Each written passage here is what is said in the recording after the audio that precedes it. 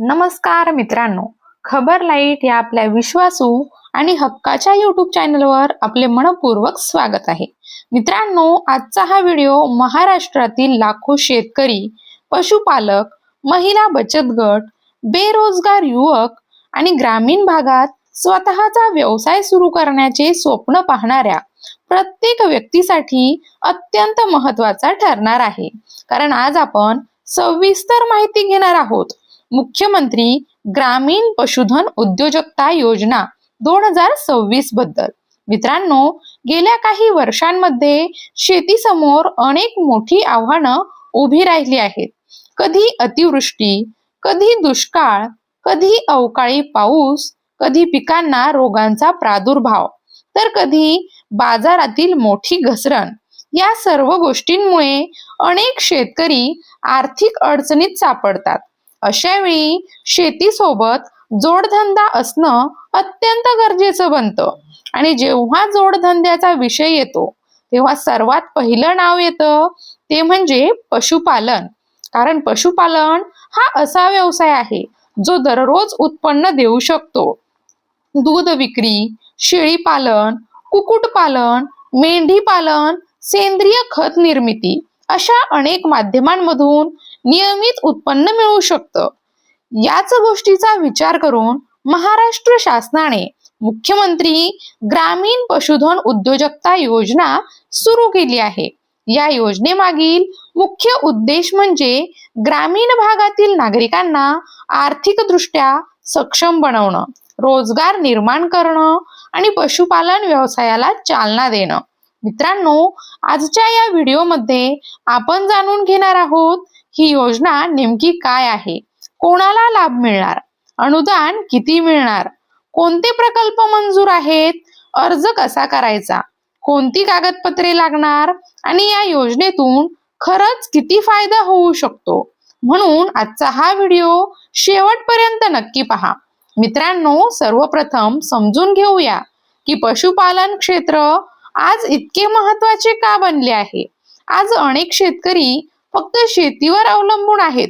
मात्र शेतीमधून मिळणारे उत्पन्न अनेक वेळा अनिश्चित असते.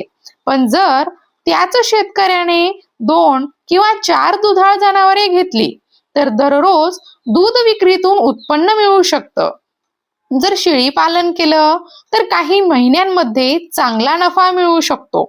जर कुक्कुटपालन सुरू केलं तर अंडी आणि मांस उत्पादनातून उत्पन्न मिळू शकतं. म्हणजेच पशुपालन हा ग्रामीण अर्थव्यवस्थेचा मजबूत आधारस्तंभ बनू शकतो. मित्रांनो, आता जाणून घेऊया या योजनेअंतर्गत कोणकोणत्या बाबींना प्राधान्य दिलं जाणार आहे. दुग्ध व्यवसाय वाढवण्यासाठी गायी आणि म्हशी खरेदी, शेळीपालन प्रकल्प, मेंढीपालन प्रकल्प, कुक्कुटपालन युनिट, पशुशेड बांधकाम, चारा व्यवस्थापन, कडबा कुट्टी यंत्र, आधुनिक पशुपालनासाठी लागणारी साधनं अशा विविध प्रकल्पांचा समावेश या योजनेमध्ये करण्यात आलेला आहे. याचा अर्थ असा की तुम्ही कोणताही पशुधन आधारित व्यवसाय सुरू करू इच्छित असाल तर शासन तुमच्या पाठीशी उभं राहणार आहे. मित्रांनो, आता आपण सर्वात महत्त्वाचा मुद्दा पाहूया, तो म्हणजे अनुदान. कारण अनेक जणांकडे व्यवसाय सुरू करण्यासाठी इच्छाशक्ती असते परंतु भांडवल नसतं. याच अडचणीवर मात करण्यासाठी शासनाने अनुदानाची तरतूद केली आहे. सर्वसाधारण प्रवर्गातील लाभार्थ्यांना प्रकल्प खर्चावर आधारित मोठ्या प्रमाणात अनुदान हे दिलं जाऊ शकतं. तर अनुसूचित जाती आणि अनुसूचित जमातीतील लाभार्थ्यांना अधिक अनुदानाचा लाभ हा मिळू शकतो. यामुळे व्यवसाय सुरू करण्यासाठी स्वतःच्या खिशातून खर्च करावी लागणारी रक्कम कमी होते. उदाहरणार्थ, समजा एखादा युवक 10 लाख रुपयांचा पशुपालन प्रकल्प उभा करणार आहे तर त्याला लाखो रुपयांचे अनुदान मिळू शकते. यामुळे बँकेचे कर्ज कमी घ्यावे लागेल, आर्थिक ताण कमी होतो आणि व्यवसाय उभा करणं देखील सोपं होतं. मित्रांनो, आज ग्रामीण भागात हजारो युवक बेरोजगार आहेत. अनेक जण नोकरीच्या शोधात शहराकडे जात आहेत. परंतु प्रत्येकाला नोकरी मिळेलच असं नाही. म्हणून सरकार आता युवकांना उद्योजक बनवण्यावर भर देत आहे. जर एखाद्या युवकाने पशुपालन व्यवसाय सुरू केला तर तो स्वतः रोजगार मिळवू शकतो. इतकेच नाही तर इतरांना देखील रोजगार देऊ शकतो. यामुळे गावातील आर्थिक चक्र अधिक मजबूत होऊ शकतं. मित्रांनो, या योजनेचा सर्वात मोठा फायदा महिलांना देखील होऊ शकतो. आज अनेक महिला बचत गट उत्कृष्ट काम करत आहेत. जर महिलांनी एकत्र येऊन शेळीपालन किंवा दुग्ध व्यवसाय सुरू केला तर त्यांना स्वतःचे उत्पन्न मिळू शकते, कुटुंबाची आर्थिक स्थिती सुधारू शकते आणि महिलांचे आर्थिक सक्षमीकरण होऊ शकते. मित्रांनो, आता पात्रतेबद्दल बोलूया. या योजनेचा लाभ घेण्यासाठी अर्जदार महाराष्ट्राचा रहिवासी असणं आवश्यक आहे. अर्जदार शेतकरी असू शकतो, पशुपालक असू शकतो, बेरोजगार युवक असू शकतो, महिला बचत गटाचा सदस्य असू शकतो किंवा पशुपालन व्यवसाय सुरू करण्याची इच्छा असलेला कोणताही पात्र नागरिक असू शकतो. मित्रांनो, आता आवश्यक कागदपत्रांविषयी माहिती घेऊया. आधार कार्ड, रहिवासी दाखला, bank passbook, passport photo, mobile number, जमिनीची कागदपत्रे, जात प्रमाणपत्र लागू असल्यास आणि शासनाने मागितलेली इतर कागदपत्रे आवश्यक असू शकतात.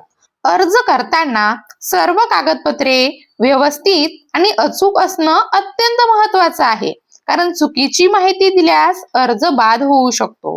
मित्रांनो, आता एक महत्त्वाचा प्रश्न, या योजनेतून खरोखर फायदा होतो का? उत्तर आहे होय, परंतु त्यासाठी योग्य नियोजन आवश्यक आहे. फक्त अनुदान मिळाले म्हणून व्यवसाय यशस्वी होणार नाही. योग्य जातीची जनावरे निवडणं, योग्य आहार देणं, लसीकरण करणं, जनावरांची काळजी घेणं, बाजारपेठेची माहिती ठेवणं, या सर्व गोष्टी देखील तितक्याच महत्त्वाच्या आहेत. मित्रांनो, आज महाराष्ट्रात अनेक शेतकरी आहेत ज्यांनी अगदी 2 गायींपासून सुरुवात केली आणि आज ते महिन्याला हजारो नव्हे तर लाखो रुपयांची उलाढाल करत आहेत. अनेकांनी शेळी पालनातून मोठे यश मिळवले आहे. अनेकांनी कुक्कुटपालनातून स्वतःची आर्थिक प्रगती साधली आहे. याचा अर्थ संधी उपलब्ध आहे, फक्त योग्य निर्णय घेण्याची गरज आहे. मित्रांनो, सरकारची ही योजना म्हणजे केवळ अनुदान योजना नाही, तर ग्रामीण भागातील युवकांना स्वावलंबी बनवण्याचा एक मोठा प्रयत्न आहे. जर या योजनेचा योग्य लाभ घेतला गेला तर अनेक कुटुंबांचे जीवन बदलू शकते. बेरोजगारी कमी होऊ शकते, ग्रामीण भागात रोजगार निर्माण होऊ शकतो आणि महाराष्ट्रातील पशुधन क्षेत्र आणखी मजबूत होऊ शकतं. मित्रांनो, अर्ज प्रक्रिया सुरू झाल्यानंतर विलंब करू नका. अधिकृत माहितीची खात्री करा. जवळच्या पशुसंवर्धन कार्यालयाशी संपर्क साधा आणि पात्र असाल तर तात्काळ अर्ज करा, कारण अनेक वेळा निधी मर्यादित असतो आणि उशिरा अर्ज केल्यास संधी हुकू शकते. मित्रांनो, तुमच्या गावात किंवा परिसरामध्ये एखादा शेतकरी, युवक किंवा महिला बचत गट असेल ज्यांना या योजनेची माहिती नाही, तर त्यांना हा व्हिडिओ त्यांच्यापर्यंत नक्की शेअर करा. कदाचित तुमच्या एका शेअरमुळे एखाद्याचा व्यवसाय सुरू होईल, एखाद्या कुटुंबाला आर्थिक आधार मिळेल आणि एखाद्या बेरोजगार युवकाला रोजगाराची नवी दिशा मिळेल. व्हिडिओ जर आवडला असेल तर लाईक करा, जास्तीत जास्त शेअर करा आणि अशाच महत्त्वाच्या शासकीय योजना, शेतीविषयक बातम्या, अनुदान योजना आणि ताज्या अपडेटसाठी आपल्या खबर लाईट यूट्यूब चॅनलला सबस्क्राईब करायला मात्र विसरू नका. भेटूयात नवीन माहितीसह, नवीन अपडेटसह. तोपर्यंत काळजी घ्या. धन्यवाद.